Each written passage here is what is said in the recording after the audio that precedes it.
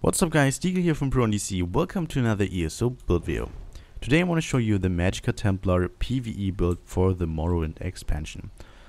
I did a lot of testing on PTS and I also played Magicka Templar on the live server in trials did some testing for sustain and damage.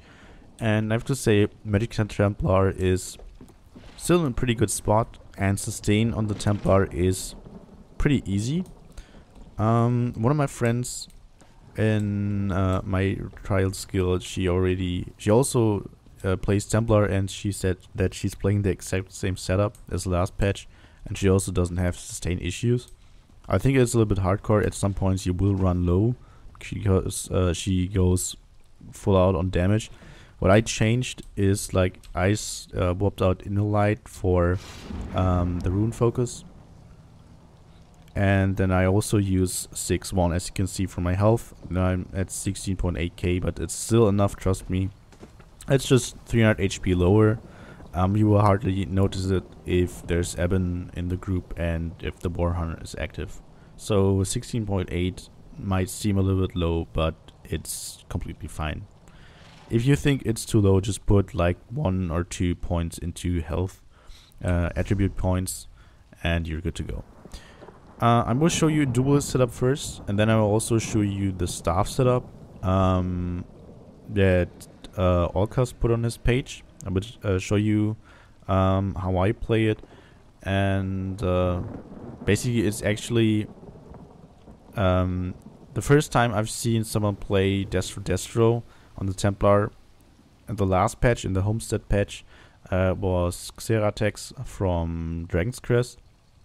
He had a really good Templar build, but anyway, we will talk about that later. I will show you the stats first of the dual setup. So we're sitting at 42.3k maximum Magicka, 16.8k health, 68.5 spell crit, which is pretty nice, 2.5k spell damage unbuffed. I cannot show you the fully buffed spell damage because I don't have synergies here, and we're using Moondancer. I'm using Thief Mundustone. I have max health and max Magicka food. And recovery, yeah, with 776, pretty low. So, so much for stats. Let's talk about gear first.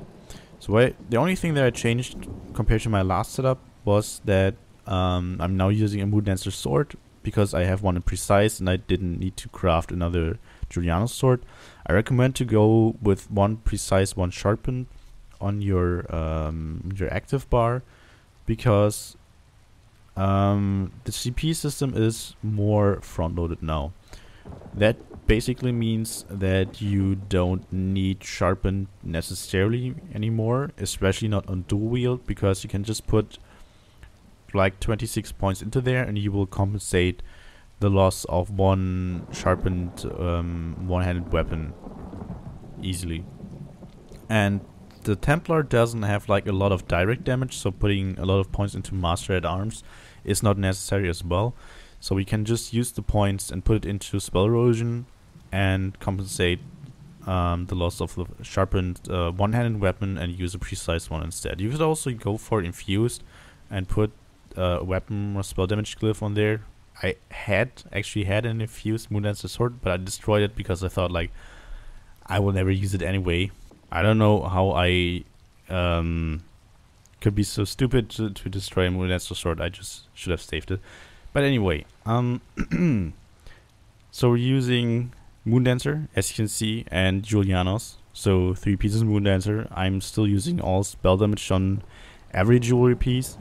If you, however, for some reason, like maybe you're overcasting or you need to shield a lot, or maybe you're in the new trial and you run low on Magicka because there are mechanics that drain Magicka, you could go with either a cost reduction glyph on one jewelry piece, one is enough, trust me, or go with a recovery glyph on one Moondancer piece. Moondancer, you get it in Morph Lokash in the trial from the Thieves Guild. At the end boss, if you cannot get your hands on gold Moondancer jewelry, try to farm it on normal. You can use the blue one with like swords or gear. You can upgrade it. If you still cannot get your hands on Moondancer jewelry, I do not recommend to go with a dual setup. Use the staff setup instead, that I will show you in a couple of seconds, or in a couple of minutes, better to say. Then Julianos. That's the set that gives us a lot of spell crit, some magicka, and 300 spell damage, which is really nice. You can craft the set. Only needs 6 traits researched, which is pretty nice, but you also need the DLC. You can craft it in Hrothgar around here. And then also we're using 2 pieces of Hrothgar, which can be obtained, at least the helmet, in the Vault of Madness. I have a light helmet and a heavy shoulder. You could also go with heavy helmet or a light shoulder, or you could just go to light with a heavy Julian's chest. Totally up to you. But I already had this gear on legendary quality, so I just used it. Hrothgar gives us maximum magicka and then also a 10% chance to create these lava pools, which is a great amount of AoE damage, so pretty good. Even if the monster sets cannot crit, it's still a lot of AoE damage that you get here. If you, however, decide to go full light, what I recommend instead of using Hrothgar is Valkyria. And I also have 2 pieces in Divines. And your stats will look like this. So you have about 2k less maximum magicka, which means a little bit less damage, but you get more health. So you're sitting at 17.4k health. And if you have a heavy piece, you could also use a heavy piece, because Valkyria will give you health. And then also, when you deal damage with the damage over time effect ability, you have an 8% chance to summon that meteor that deals 11.4k flame damage, and also some AoE splash damage, which is pretty nice. So you could go 7 light if you still have sustain issues, for more recovery and more cost reduction. You can see my recovery got boosted like 20. It's not a lot, but you still have 2% more cost reduction. Still, I prefer Hrothgar, but Valkyria is also a viable option. Just need to find my Hrothgar again. So like this.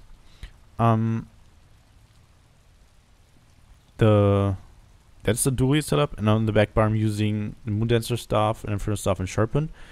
You could go with a lightning staff for the blockade of storms, because you have usually in your group you have a lot of Magicka sorcerers. That means that the concussion debuff will be up a lot of times, and if you use a blockade of storms, concussed enemies will get set off balance, and off balance is a 10% damage boost, because all the Magicka builds and all the stamina builds, of course, as well, they put points into here, at least 75, to get the exploiter passive, which means 10% more damage against off-balanced enemies. That's really nice. And then also running a lightning staff on the back bar. I only, for some reason, I only have my Maelstrom's lightning staff here. I also have a Moondancer lightning staff. You could use that as well. Moondancer lightning staff will give you the option to, like, if you need to stay ranged to do heavy attacks, and still do good AoE damage.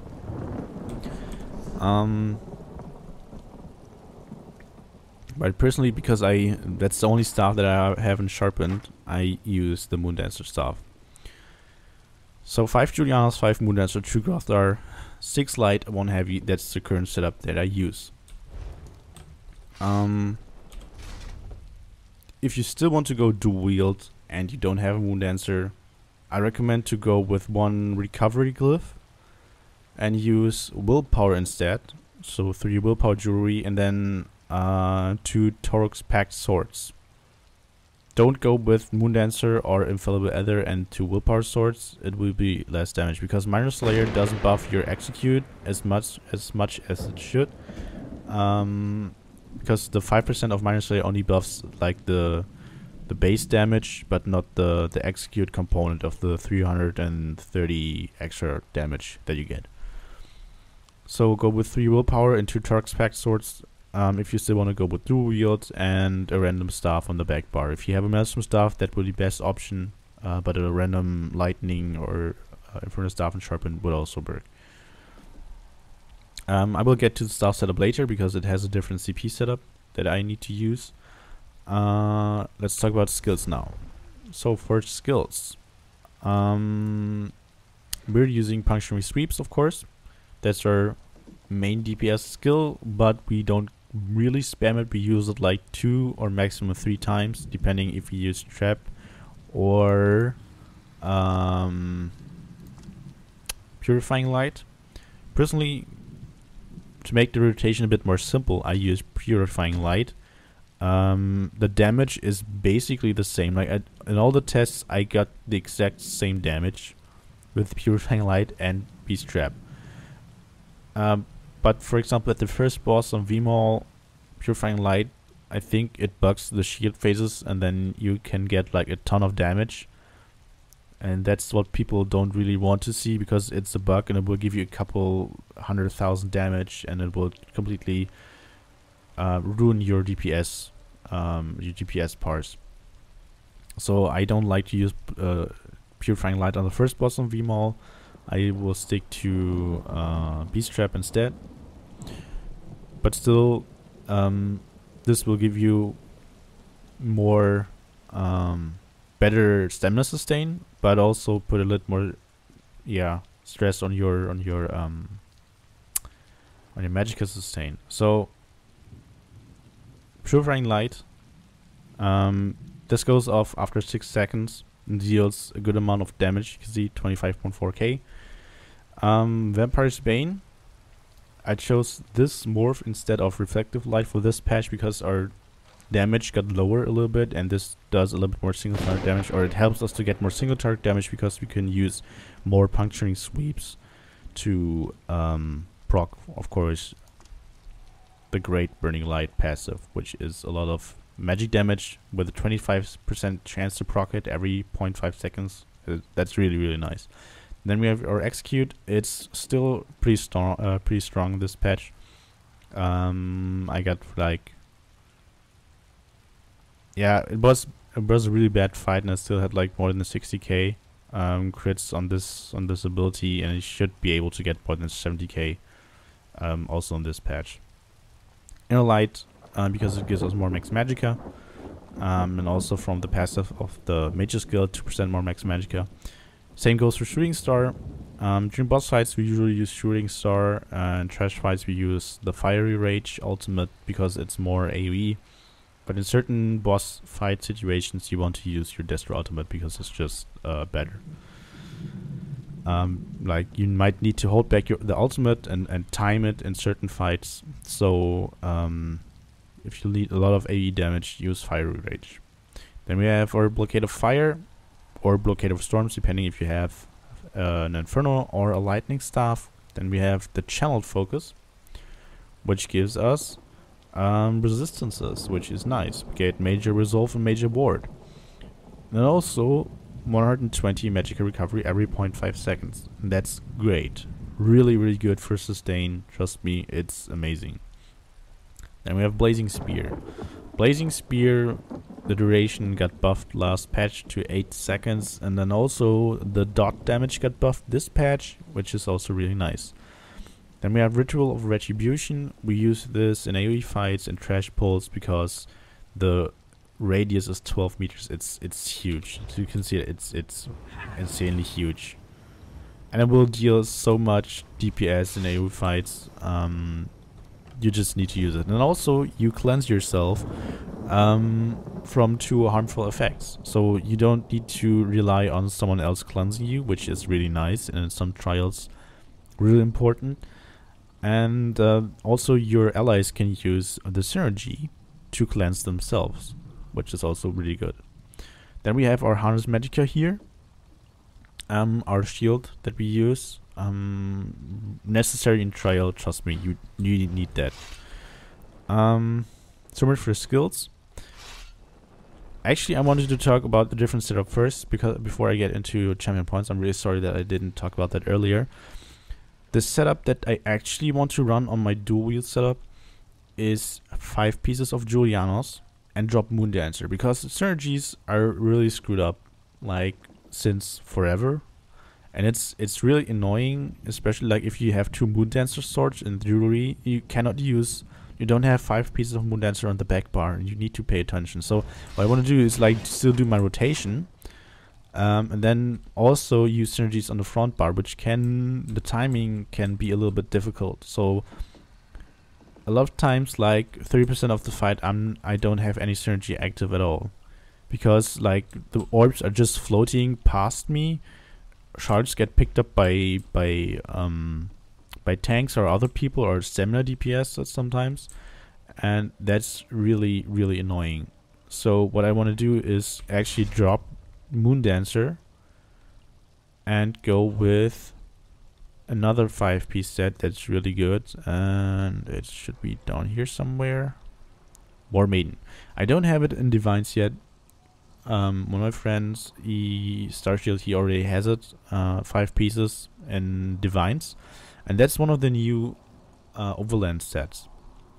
It gives you spell crit, max magicka, spell damage, and if it's gold, you get 363. No, you get 4. If it's gold, sorry. If it's gold, you get 400 spell damage to your magic.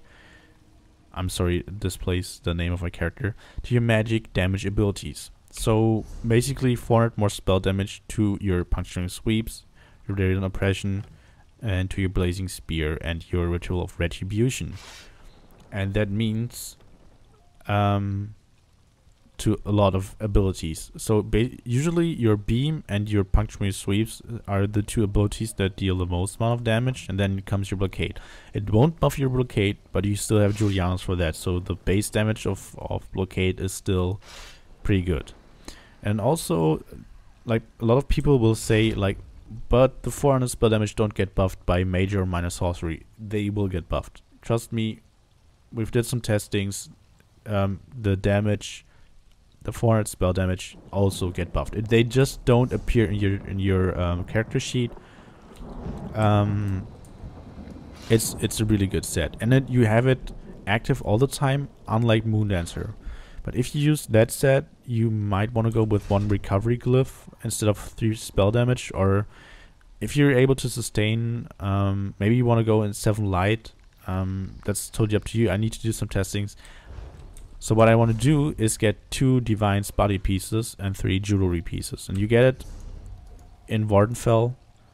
There are world bosses, for example, like here, down here, I think like here somewhere, and here, and also delves where you can get armor pieces, treasure chests where you can get the jewelry, and then there's a public dungeon, I think like here and here, and there are also a lot of bosses where you can get weapons and armor pieces, and yeah, that's like where you can farm the set. I really recommend to farm the set for the Templar, as it's really strong on it. And I also want to try it out for PvP purposes. I think I have almost all the gear that I need, because when I farm the set, I only get it in either impen or infused, which is a little bit weird, but whatever. So yeah, that's basically the setup that I want to run, my dual wield setup. But until then, I will stick with this setup or with the staff setup. But I will get to that after that. So, champion points for the dual wield setup. I currently have 70 points into Warlord, because a lot of times I need to break free, and this will reduce the cost by quite a lot, to be honest, actually. Then I have 75 points into Arcanist. 25 points more will just give me 1%, so putting 100 points here, I don't really see the point why I should put the points here. Then I have 83 into Tenacity. Yes, I actually don't need heavy attack on this build, but if I do, I get back more resources. Could put less points into here with this build and put more points into Warlord or Tumbling on Shadowboard, and I also put like an equal amount of points here. Tumbling, because like We are a melee DPS, so we need to roll dodge at some points to avoid damage, and then also shadow ward because we need to block a lot of times. So that's for the green tree. Then I have 19 points into quick recovery, 15 to hardy, 15 to elemental defender, 41 to thick skin, and there's no point to put like 100 points into elemental defender or 100 into hardy, like depending on the trial, because you won't get a lot of damage, like a lot of damage mitigation. That's a good thing because we don't actually need to redistribute our points depending on the trial. We just can leave the points like they are, and they will be good that way for all trials. Maybe like slight changes, but actually you could keep it like that for all trials. And then 15 to ironclad, because we reduced the damage taken against direct attacks, which is pretty nice. And 18.75% is a lot, to be honest. So, as I said, like, we're using one precise weapon. We have 22 points in spell erosion to compensate the loss of sharpened, of the one sharpened weapon. I think like with, let me just check, like with 26 points. Yeah, with 26 points, that should be enough. You get 2.3k. That's almost almost amount of one sharpened weapon. 26 points. You shouldn't put here more than 26 points. But I had better results, 22 points here. I have 44 into Elfborn to get our crit modifier up by 17%. 56 points into Mental Expert. 13 into Master at Arms to buff the direct damage of our Vampire's Bane and of our Shard. And then 75 points into Thaumaturge to get the Exploiter passive. And then also we have all our abilities are damage over time effects, like Vampire's Bane, Puncturing Sweeps, Radiant Oppression, Blazing Spear, the Blockade. It's all damage over time. Even the Ritual of Retribution is damage over time, and it also they all get buffed by Thaumaturge.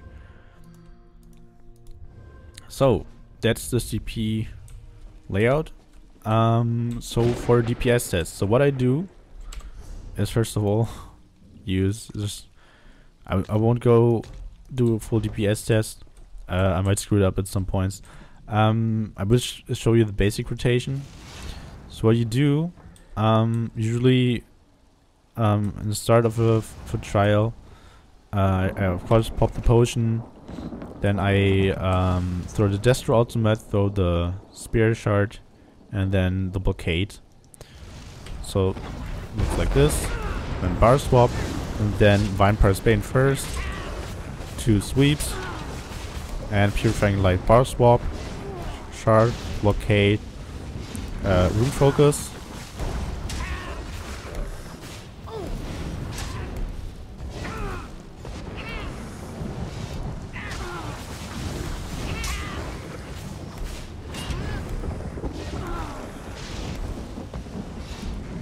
and that's pretty much the basic rotation. You will of course have less issues with sustain. Maybe if you do a solo test, you will run out of Magicka. In a trial, I had never issues at all, especially if the Lunar Blessing proc was active. So you might want to go with the cost reduction glyph if you want to test it on a 3-mode target, like all by yourself. But if you really go for Moondancer, you need synergies anyway, and you won't run out of resources in a trial, trust me. I've did a lot of testing, and also my buff would run out because I'm a stupid idiot. So that's basically the rotation. And also, like, when the enemy is in execute range, like at 35% or less, I use, instead of my Puncturing Sweeps, I use my my Radiant Oppression, but then I still reapply my dots and also my Rune Focus, because the more Magicka I have, the more damage my Radiant Destruction deals. So that's the dual setup. Let's just quickly show you the staff setup. So what I need is my 5 pieces of Julianos. Just get out of combat, thanks. So 5 pieces of Julianos. I need my Maelstrom staff. Unfortunately, I only have precise.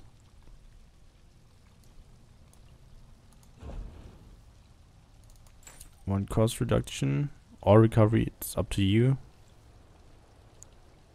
So 5 pieces of Julianos, okay, that's good.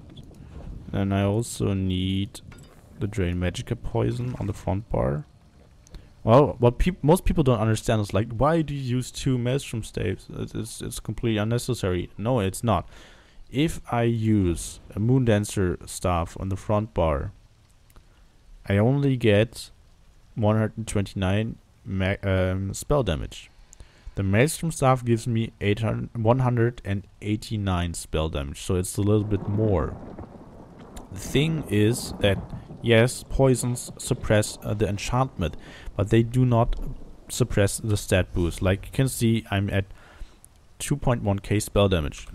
Just remove the poison, and I'm still at 2.1k spell damage. Like even if I bar swap, just to make sure that nothing's wrong, I'm still at the same amount of spell damage. Only the Crushing Ball enchantment gets suppressed, not the stat boost. They said that like in the patch notes a lot of times, and that's what a lot of people don't understand. But what we need to change now is, of course, move this here and this here, because we need a Destruction Staff ability on both bars. And you might wonder why Lightning Staff. It's pretty simple. We have a passive called Ancient Knowledge. So Flame Staves increase our damage done with single target abilities by 8%. For example, a Radiant Oppression. Lightning Staves increase your damage done with area effect abilities by 8%. For example, everything else like our Ritual of Retribution, our Puncturing Sweeps, our Blazing Spear, and our Blockade of Fire. And then also, the really great thing about this setup is that we can stay in. First of all, we can heavy attack on the front bar to get back resources, and then we can stay in a safe range away from the boss and still do damage. Like I can still show my spare shard and put down my blockade and do my attacks that way. And that's pretty nice, to be honest. And I won't run out of resources that way. So it's possible to play that way and like stay in a safe distance. And that's really good. But if you use precise staves, you need a different CP layout.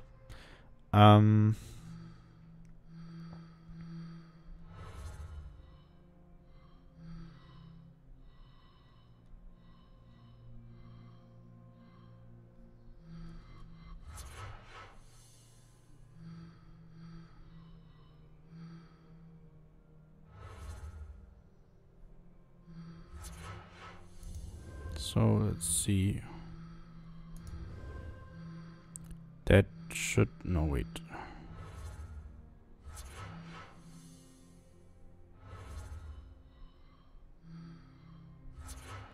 So that's basically the CP layout. 75 points on the Thaumaturge, 2 into Staff Expert, 13 still in Master at Arms. 36 into Spell Erosion, only for precise staves. 50 into Elemental Expert and 34 into Elfborn. If you have sharpened staves, you just put 10 into Spell Erosion. Go with 56 into Elemental Expert again. Like this.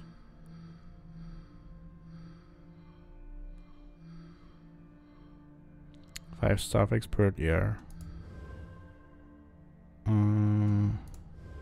Yeah, like this. So 16 Master at Arms, 5 Staff Expert, 10 Spell Erosion, 48 Elfborn, and 56 Elemental Expert. You could also pump Elfborn a little bit, but the jump points are a little different. Like, the value, only the value before the decimal point counts. So the jump, like the rounding arrow now goes downwards. So like having like 18 point, like for example 7% won't count. You still get just 80% damage boost. So that's the CP distribution you should use if you have sharpened staves. If you, however, don't have VMA staves, you can still use Moondancer staves if you have them. And if you don't have any of these, just go with random staves. If you then have Moondancer jewelry, go with willpower and random staves. That should be, yeah, that should do the trick. And yeah, that's pretty much it, guys. This setup is actually a pretty safe setup, a pretty nice one to be honest. And you should have no issues with sustaining with the staff setup or with the dual wield setup at all. Like I've did some testings with the dual wield setup at least, but still the staff setup is also pretty nice. And also keep in mind you need ancestral ability on both bars, so that's why we swapped the ultimates. Really important. Anyway guys, that's it for today. I hope you enjoyed the video. I hope you found something interesting that you can use on your Templar for the Morrowind update. I hope to see you next time again. If you liked the video, leave a like, and if you don't want to miss any more ESO content, leave a sub to my channel. So I hope to see you next time again. Until then, bye bye.